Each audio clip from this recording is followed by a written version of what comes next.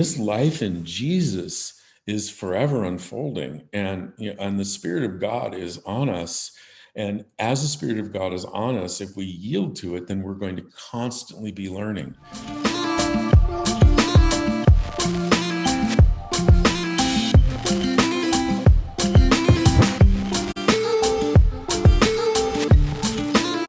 Hey everyone, welcome back to Rise Revivalist. I'm your host, David Edwards, and back on the show today is Bob Hasson. He's the author of Shortcuts and Business with Honor, which he co-wrote with Danny Silk.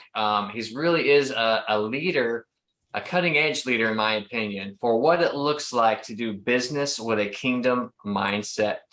He's also a co-host of a podcast about the kingdom marketplace with Sean Bowles. I'll go ahead and link all of his resources below so you guys can check that out. But Bob, welcome back to the show. Thanks for taking time to be with us today. David, thank you so much. I'm just so excited to be back with you. Honored. Now, before we started, we were talking about our previous conversation, and I feel like it's something we can just talk about for hours. Just this idea that we were created to work, not in a negative sense to where the land is cursed. You even address that a little bit in Shortcuts. Yeah. But the way that's creative and the way that brings us life fulfillment, where we're cultivating the land, the culture, and the people in a way that gives us meaning, destiny, and purpose in our life. And why don't you just once again, just refresh us with a little bit of your background and kind of how you came to do what you're doing today. Well, thank you. My background is I've been married for 34 years. I've got 4 kids and 2 grandkids. The Lord found me at the end of the Jesus movement in 1977 at Calvary Chapel in Costa Mesa with Chuck Smith at his church. And I started a business in 1978, and a painting business in a Volkswagen Bug with surf racks to carry my ladder. And here I am, 45 years later with a mature company. It's the same company, only mature, and we do lots of amazing stuff. But kind of in tandem as my business grew and as my walk with the Lord grew, I've always been sort of a behind the scenes. I've been an elder and on boards, and then in 2017, my friend Danny Silk asked me to write a book called Business of Honor with him, and I'd never even written a long email before, and so it was an out of the box experience, and really everything changed from there. And I'm so pleasantly surprised that at 55 years old, God took me in 2017 and changed the course of my life. And I wasn't expecting it. I wasn't planning for it. I'm a strategic planner, and it was never on my radar. So God just took me and upended me, and I couldn't be more pleased. I feel like you saw the beauty in a painting business. And the last one you talked about how you're getting fulfillment and seeing the customer's face light up when you did a really good job. Yeah. But sometimes we miss it. We miss what's right in front of us because we're looking so far ahead. I think we often can miss the fact that how we get there could be a key to it, or even our life calling and destiny could be right there. But we somehow bypass that because we don't know how to value something like retrofitting a VW Bug to be a paint van and then doing that with passion. How were you able to stay the course as far as like seeing what was in front of you, what it could become, and then developing into what it is today? I think I had, you think that's a good question, because now I'm trying to think back at what does an 18-year-old think? But yeah, right. But I just put one foot in front of the other. I just wanted to do a good job. So when I was painting your living room or bathroom, I wanted it to look good. I wanted to show up on time, charge what I was going to charge, and then clean up. So when you came home, you were happy. Now, fast forward 45 years later, we're on these massive projects. We still want to do the same thing. But what the Lord showed me recently is, and because I loved seeing the transformation, as a young age, I realized after and all the things that have happened recently that I've always been in the transformation business. I never knew it. I just, I thought I was in the transformation business of buildings. But what really it was is I was building a team and creating relationships with people that I worked with partners, with vendors. And then, as I was in the church, I was in the same transformation business, only around people. And so the books that I've written really are transformational books. Like, I'm hoping to see people get set free. I feel like it's a neat dichotomy, because you're doing your business well, you're stewarding that well, and it's going in tandem with what you're learning in the church and developing that well. And I know from successful business owners who that's their primary goal. When they are operating in the church, they just seem to carry so much wisdom, and bring such a different angle. Even after I came out of Bible school, there was just this certain, like, this idea that I had that this is how this functions. And it would happen within like an extreme context, but it didn't seem like it always happened in everyday life. Like if I was hitting this like revival like vein, then oh man, all of it was applying. It's one of the things you're talking about Bible school and stuff before, and we have school of revivalists. When I came out of, I went to Brownsville, and I wouldn't trade any of that for the world. It is Yeah. part of who I am. It's part of my DNA. And I came out of there, but I was a really on fire orphan. Right. And God was moving. I'd preach, and revival would happen. People would get touched, but I didn't know who I was. I didn't know how Yeah. to value my wife well. I didn't know how to do finances well. I didn't really have any of these other tools. So even at SOAR, School of Revivalists, what we're trying to develop is that same passion, that same fire, that same intensity, that same hunger. Here's how you communicate to people, especially your spouse. Here's how you build relationships and do things like that over a period of time. So to hear your story and your trajectory, I think it's something that's really needed in this hour. Well, you and I share the same orphan mentality. And, I came out with I had a really, really hard growing up with a, dad who had a spirit of rage. And so kind of when the Lord found me, I thought the father was angry. And so the orphan mentality breeds shame. And whether you're a budding revivalist like you are, or a budding businessman like I was, the shame's still the same. And in order to break that thing, you gotta figure out, like, where is this coming from? And I think, I talk about this a lot in the first few chapters of Business of Honor, is this shame that got broken, and this orphan identity that got broken. And I hear you, it's been broken in you, but it is a process. And I think, what is an orphan? An orphan is someone who doesn't have two parents, classically. But what does an orphan believe? An orphan believes that nobody will take care of them except themselves, that they have to take care of themselves. And so where does that leave a relationship with God? Like, we're supposed to trust in him, lean on in our, not in our own understanding, acknowledge him in all our ways. And with an orphan mindset, we don't do that. Yeah, I think you can end up, whether it's ministry or business, you end up like if you have this drive and this focus, you can end up working really, really hard and end up with a measure of success. But work has become work, not a creative outlet or a culture where heaven's influencing earth. It's the same thing through ministry. I think you can come out, go really, really hard because you're like, Papa, do you see? Yeah. Our spiritual father, Leif Hetland, he goes, Papa, do you see Yeah. me?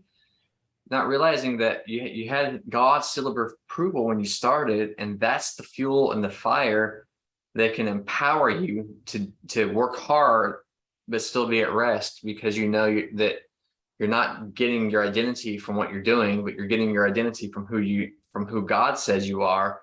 And that is what is empowering you to create, whether it's in life, business, ministry. Exactly. I mean, like, the bar is, if we can get this, the bar is that our identity is that we're loved sons and daughters of God. If we can get that, then performance is broken. Because if we haven't reached what we think success is yet, if we're on either side of the bar, we know that performance is broken because at the core, we're loved sons and daughters. And I think, as we ruminate on that, it gives us the ability to strategize with God and to dream with God and to have courage with God. And in my life, I needed people around me to keep reminding me, hey, you're a loved son of God. Hey, this shame identity that you're walking in or this behavior that you're doing isn't you. And I just think that, covenant relationships and, having people in your life is so important in order to get through some of these issues. So that's you. You begin to learn who you are, kind of like at the nucleus of your business. How do you take that healthy internal culture, or say that culture that you're getting by being plugged into a family of believers? How do you take that and then reproduce that out into your business, to where the people who are working for you are feeling the cascading overflow of identity, of knowing who you are, knowing who God is? Yeah, again, when I was younger, I used to say I just wanted to be one of the fellows. So I created an environment that I wanted to work at. I created a culture that of empowerment and that I wanted to be at. I didn't want a culture of fear. I wanted a culture where there could be fun and games and work could get done. Um, but as I grew older, I realized that as a leader, um, if I'm bent towards the Father, um, then what people see through me is the Father, whether I'm talking about him or not. And most of the employees that I have aren't believers. But what they get is this culture of the Father coming through me because I'm not there all the time, but I'm generally bent towards the Father. And so they're finding, love and peace and confidence and the fruits of the Spirit, through me. And they don't understand, what it is or why it is. Sometimes they ask, and then I'm able to share. But that kind of is the genesis for me. Is I would say I operate at the intersection of the kingdom of heaven and strategy, and that might be where I'm a little bit different from most people, because the sacred secular split that you and I've talked about, where the pastors or the organized church workers are sacred and the people who have jobs are secular and less than, that is being broken through. I've seen it over the decades be broken, and I'm really happy to see that there's churches are finding business people to help them, as builders and as advisors. I We saw Jesse Duplantis recently. He came down to the Gulf Coast, and one of the comments he made was is a lot of churches, just about how many churches are closing, and he was stressing the need of the importance for churches to operate like businesses. Now, it's easy to hear what he wasn't saying. He's not saying the church needs to be a business. Right. Jesus flipped the tables. He's like, that's not the whole direction that he was trying to emphasize. What he was trying to emphasize was the healthy stewardship and outlook of operating a ministry in a way that creates this ecosystem of life-giving opportunity, success, including prosperity. Because if a church is prosperous, I mean, how many things can you do to impact the community, to impact the people who are working or even serving there by investing their time, talent, and treasure? And so I think that's a needed outlook, is like we as the church, like you said, and you have the secular vein, as that's getting erased and rewritten by the fact that this is a heaven to earth culture. The church is the agency of equipping for the kingdom so that everything connected to the church can be prosperous, whether you look at it from a seven mountain perspective or just a creative over inclusive perspective, to where each vein that fires out from there is giving that life-giving source and fuel to reproduce this kingdom culture and kingdom economy. Kingdom itself is the king's domain.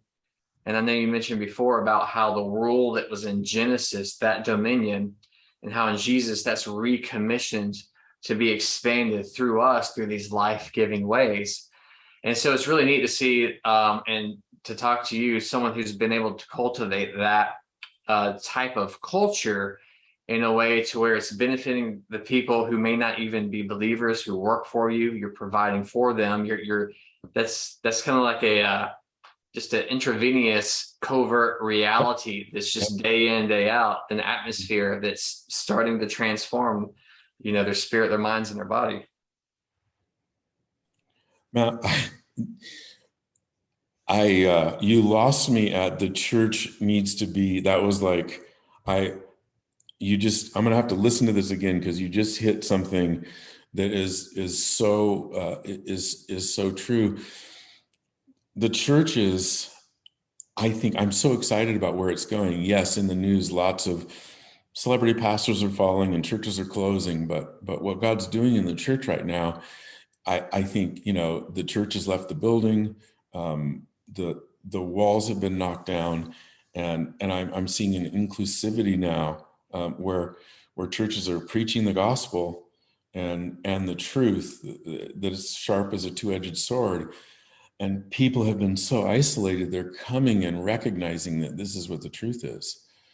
And Even so I'm really excited. I'm really excited to see this. I believe, like, I'm talking to a revivalist, but the way that I think practically, I'm seeing a setup.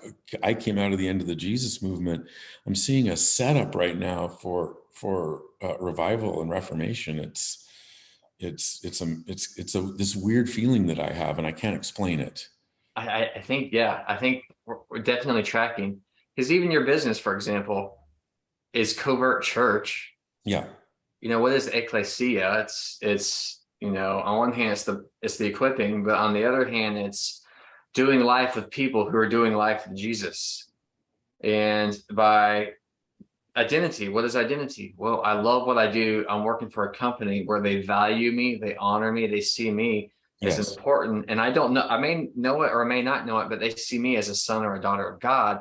So when the alarm goes off, yes, like I get to go be part of the family, and I get to work, and I'm I'm doing a really good job, not just because I have to get a paycheck, but because I'm taking pride and I'm taking ownership in what I'm doing, and I'm there to both learn and to master what I'm doing. And I think that's just the beauty of God. Like if you look at just the stages of creation and the layering effect of what he did, and then he layers creation, right? And you have the 6 days, and the culmination of that is Adam and Eve. And I think part of the reason he rests is because he says, here, all right, here's what happened. You're in the garden. Yeah. Now I'm handing this off to you. The rest of the earth, they're right outside my window. The rest of the earth is an open playing field now for you to take the model and the creativity and the identity in the garden and the pleasure and the reality of that existence. Now go have fun. It wasn't Right. based on if they were doing it correctly or not. That's where the enemy walks in. Oh, look, good and evil. Have you checked this out? They weren't even thinking about that. They were just thinking about reproducing, because that's the natural state of being in the garden. So since you went there, let's talk about God's economy. In Genesis 2:7, God breathes life into Adam. In verse 15, the very next thing he says to Adam is, go tend to the garden or go to work. And so his very first command to Adam is, go tend to the garden or go to work. And we know what happened after. This is before Eve, before the fall. And then you fast forward in the Bible into John, and Jesus says, my Father and I are always working. And so this, as believers, we're part of heaven's economy right there. Work is an integral part of what Jesus and the Father do. And I want to talk to you about a current event right now that you'll find interesting, because you were talking about just a second ago, wanting to wake up and go to work. Well, there's a new phenomena that the Wall Street Journal had an article about last week called quiet quitting. What is quiet quitting? Like what is that? Well, when you read the article, Gen Zers are saying, like, we're not going to go to work and perform anymore. We're going to do the least possible. We're going to show up and we're going to work our 8 hours. We're not going to take, any further classes. We're going to be at work and we're going to do the least possible. What God's economy says, and what I teach is, if you want to be in the top 1% at your work, when you finish your task, you go to your supervisor and you say, "Hey, I'm finished. Do you have anything else for me?" Or you go to your coworkers and say, "Hey, I've got some extra time. Can I help?" If you do that, you're going to be in the top 1%, especially in this Wall Street Journal article. 54% of a Gallup poll respondent said that they were quiet quitting. In other words, showing up for work and doing the least amount possible. Now, this is after the Great Resignation, the Great Reshuffle, as we found that people went into different industries. And, another article in May by the Wall Street Journal said this: people were interviewing for jobs, sometimes 2 and 3 interviews. They were getting the jobs and they would not show up, or they were ghosting the new jobs on the first day. So we have these phenomena, things happening right now that I've never seen in, Yeah. over 40 years in business. And I think, a lot of the writers who are writing about this haven't seen either. It's just very interesting. It's such a dichotomy to what the kingdom's saying. It's crazy that you said that. We were having a discussion because they always seem to be changing, like what Generation X is. Like I was always Generation X growing up, Yeah. and then they back it up and then they move it forward, and Gen Y, Gen Z. So we were having a discussion lately, like with what the latest classification and identification of the generations were. And so I made a comment about the greatest generation. I was like, like our grandparents' generation, that's the greatest generation. Yeah. And so my wife looked it up, and someone had gone in. I don't know if it was on Wikipedia or not. I don't know if this is verifiable. They changed the name of the greatest generation to the quiet generation. And I'm like, what are you talking about? They lived through depression. They lived through Yeah. 2 world wars. They Right. overcome every obstacle. And I think what the person was doing was, but they didn't protest. Oh, they were just quiet. They didn't do Uh-huh. much. But our generations are doing a lot. But what is the outcome of it? Is talking about dichotomies. You have this generation who's like literal heroes, and then you have a generation that is quiet quitting. And as you were saying that, I'm thinking they don't like. Is a caveat, because I was always like, I'm not going to be the one who misunderstands the next generation. And then here I am trying to figure out the generation.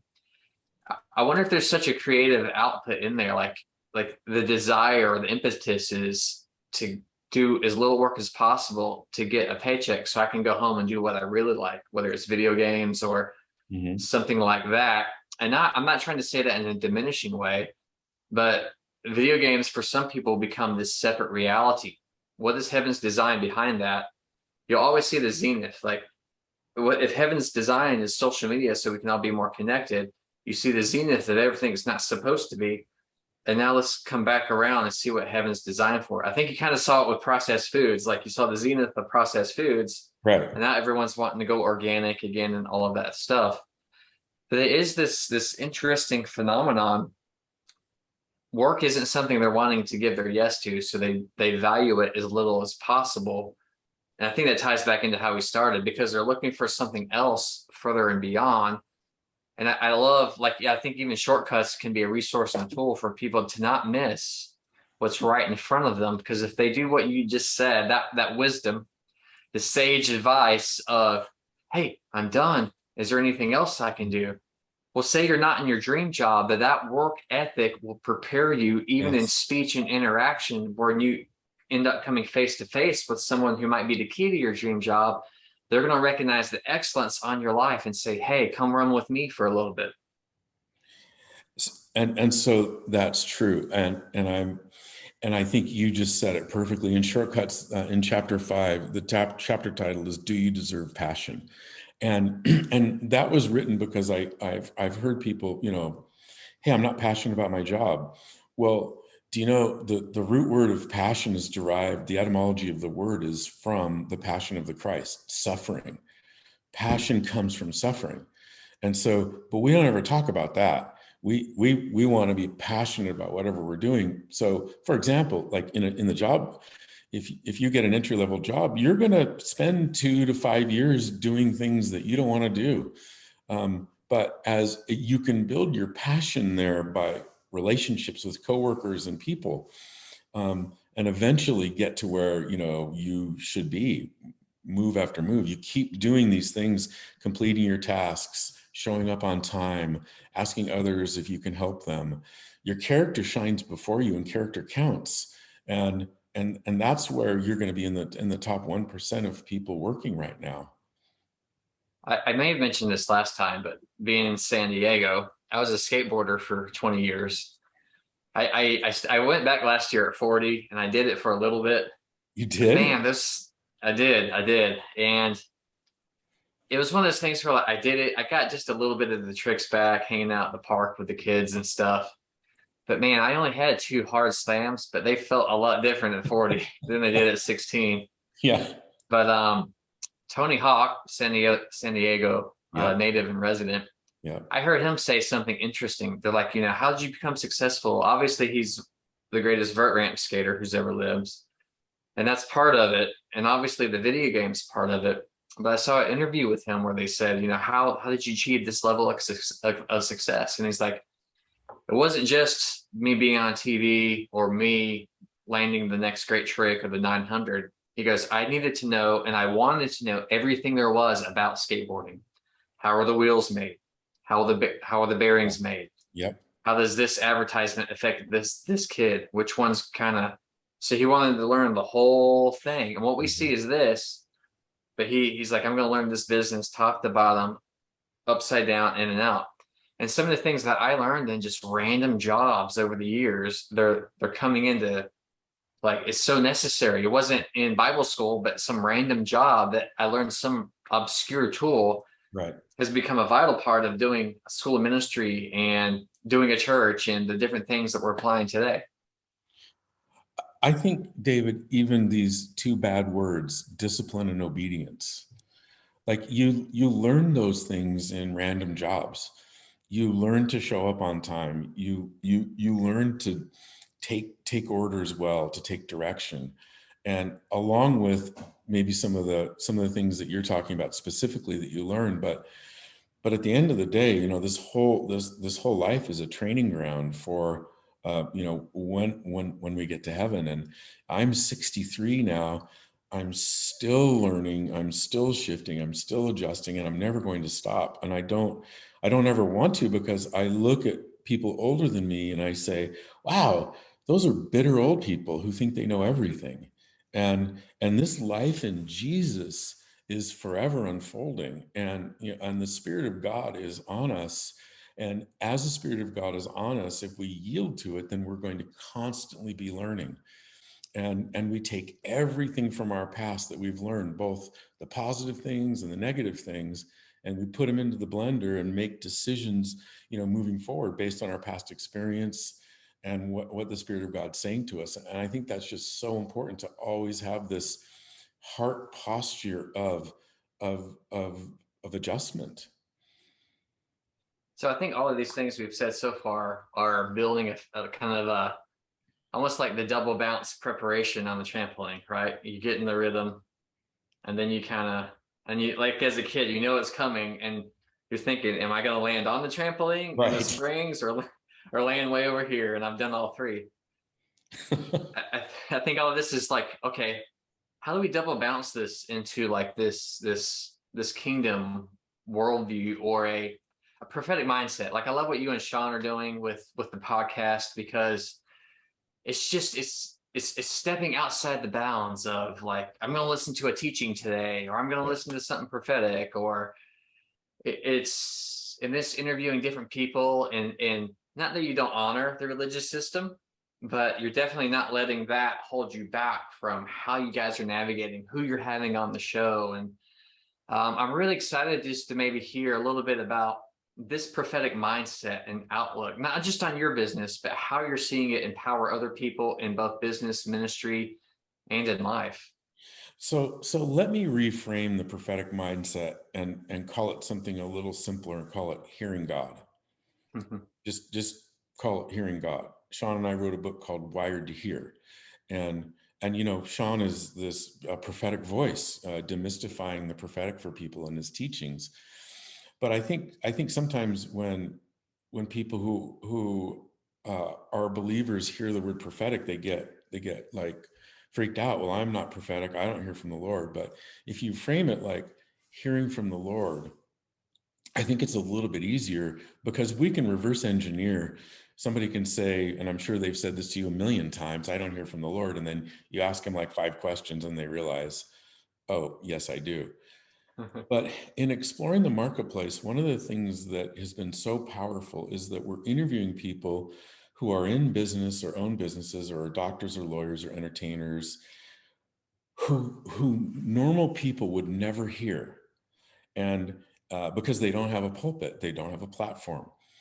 And what we're finding is after over, I don't know, 150 interviews is there people hear God and people are Wow. submitted to the Lord, and in their businesses they're hearing him practically. And some of the stories that we hear are so massive. One of my friends is an emergency room physician, and so you can't get any more tense than walking into an emergency room where somebody's coding or dying, and this guy is able to ask the Lord, what do I do here? He's looking at Wow. everything that's happening in the room. He's able to quiet his spirit down and listen to the Lord as he's doing the technical things he's been trained to do. And the stories that he has of the Lord coming through with things that he, as a medically trained professional, would never have thought of. And God saying, do this, and somebody's life being saved. From that to a wealth manager who God called to become a wealth manager, and he didn't know any rich people. He was in a small town in the Midwest. And so he and his wife just got on their faces and started praying. And the origin story is he went out every day and asked the Lord, where do I park my car? What 20 doors do I knock on? What 10 people will talk to me? And will one person become a client? Right, Wow. this origin story of being on his face before the Lord, and the faith down to that granular level, to now the guy is managing $1 billion. And so people look at the end result. They might look at me at 63, or they might look at him at his age and say, well, it's always been that way. But we're hearing the origin stories, and we're hearing the faith of the saints and it's so exciting to me because I think what's happening is it's giving other people courage to understand that God is practical and there for us everyday people. Yeah, just making I love how you said, just the prophetic is hearing God, making God attainable and accessible. I sent, did you get the stack of books that I sent you? Yes, I did. Mesmerize, mystify, activating I can't wait to read them. Awesome. Activating the prophetic. So activating prophetic, I kind of tell my story into my journey of prophecy. And I was hearing God, but the prophetic was like, even though I have a beard, that's not why I have it. It was an older guy, probably your age, with a beard who had a look in his eye and would say, "Thus saith the Lord." Uh-huh. And I would pray over people, and I would just get downloads and talk all about, what God was doing in their life, and words of knowledge, how He saw them, and all this stuff. I didn't realize I was prophetic. I thought I had the gift of elaborate prayer. That's funny. And I was at church one day, and I was prophesying over the youth, one of the youth, and his mom goes, "Hey, thanks. That was a really good, right on prophetic word." I was like, "Whoa!" Like it all clicked in that one moment. Yeah. So even though I wrote a book called Mystify, maybe I'm trying to demystify the mystic and make it more attainable.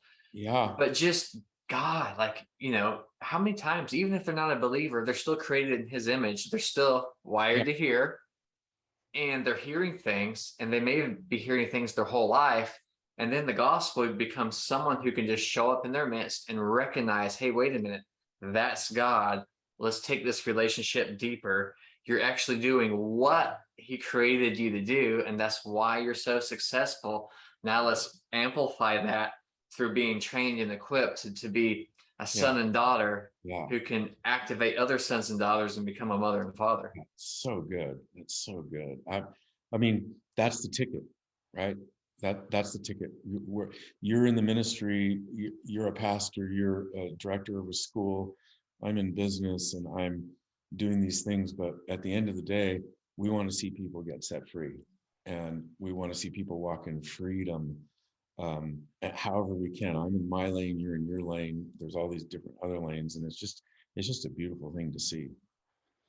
So, as a father, both in business and the faith, and someone who can hear God in a extremely prophetic, mystical way,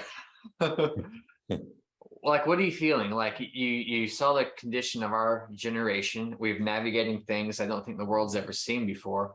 Although, you know, I listened to a podcast by a guy named Justin Abraham, and he's out there as far as like cutting edge prophetic and stuff, but he likes to look at the statistics of how the world's actually better than it's ever been. He's like, you're much less likely to get attacked by a band of raiders with swords today than you were in the Middle Ages, you Right. know? And like, so how do we grab hold of the goodness of God in our generation? Like, what are you seeing prophetically for that? And how can sons and daughters be grafted into that? I am lucky enough to be in a group and a body of believers with lots and lots of young people, and I am so bullish on what God's doing in the younger generations. I'm seeing so many young people on fire for the Lord, just really, really, moving towards God, moving towards the things of growth. I think this next generation is going to just crush it. I think we as, and I'm going to include you in this, as the older generation, as fathers and grandfathers, need to come alongside these young people, because when you and I were young, we did stupid things, and and here we are. And so the next generation, they're young, they're going to do stupid things, but they need us beside them to laugh with them, pat them on the shoulder, say it's going to be okay. Here's how we're going to fix it. You're going to just be fine. I I think God's on the move. I think we're on the brink, of revival. I feel it. I don't know how to articulate it, except that I just see an upswell of everyone that I talk to, and I talk to people around the country, and some people in different countries, but I'm hearing sort of the same things about this groundswell. Our news media and social media is saying, talking to us about all the negative things. And yeah, I think God's purging lots and lots of things. That's why we're seeing negative things come out right now. But by and large, David, I am really, really bullish on the kingdom of God, where the next generation is going to take us. And I'm super excited just to be a part of it and in the wave. I think businesses like yours are proof that grassroots revival is both emerging and is part of the future, because you need these healthy institutions that operate like family to become a beacon for where we're at and where we're going. I just love it though. It's the day in, it's the day out. Yeah. Some people, obviously, because we have the revival terminology, they ask me what revival means. Well, it's all creation returning to God's original design, which is family, moving signs, wonders, miracles. It's all of these things, but it's also the day in, day out, Yeah. doing your job well, being nice to your friends, to your neighbors, and if you Yes. mess up, it's that inner check to say, "Oh, I misspoke here. Let me refine my speech. Let me reset my gaze on the gaze of the Lord. Let me make the adjustment back into His love." It's those little bitty things, I think, that are going to see generational transformation. I mean, think about Lou Engle out there with red tape in his mouth for 2 decades. It looks crazy in the natural, but Yep. then all of a sudden, transformation. And how many things like that? Now, how many days did you get up, lean your heart towards the Lord? Say you're driving down one street, Yep. you're driving down that street day in, day out to do a job, and there's a young person in there, and just that radiance of the Spirit is just, as your car goes by, just like Smith Wigglesworth driving by a train, and people will come out, "Oh my God, God's here!" Like, I think it's just those little moments that are precious. Those little moments to where just a little bit of ground breaks and just a little bit of a stream comes out, you get a couple years into it, knee deep, ankle deep, waist deep. So I really value just the fact that you're willing to take time to come on the podcast and the show again, Thank to you. share your heart and to share your wisdom.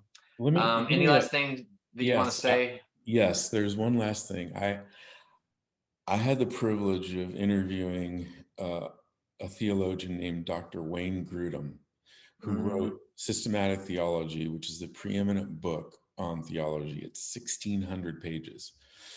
And before the interview, I was a little bit nervous. I thought this is going to be pedantic. It's going to be, very idealistic, intellectual.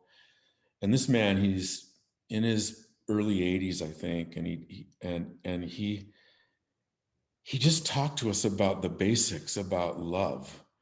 I asked him, in this society, 24-hour society with our phones that we can't get away from anything, how would you talk to young people? And he thought for a second and he said, well, for me, I just have quiet time every day. And I seek the Lord every morning. That's what works for me. And I think that's wow. the only thing, and we asked him another question and he said, well, it's love. I love my wife better now after 50 years of marriage than I did in the beginning. And he was so back to basics, David, it just shook me to the core. And I guess that message is what I'd love to give to your listeners is back to basics. Like you were talking about the small things, finding the Lord in the morning, loving the people that are in front of you and loving your Lord, your God is what is going to, I think, just turn the world around. Hey man, can you just to close us out, Yeah. just pray. I think several people just, I think when we lose sight of those day-to-day things is where people begin to slip into despair. So maybe could you pray for that and then pray for those people who are excited just about what you carry specifically, your mantle of business, your mantle of being a father. So kind of like a 1-2 punch, like let's reset and activate. So, Lord, thank you for School of the Revivalists. Thank you for the Awakened Church. Thank you for this podcast, Lord. And as David is interviewing different people and listeners are hearing different viewpoints, I ask, Lord, from in my lane, Lord, that people's identity would be rooted that they're loved sons and daughters of God.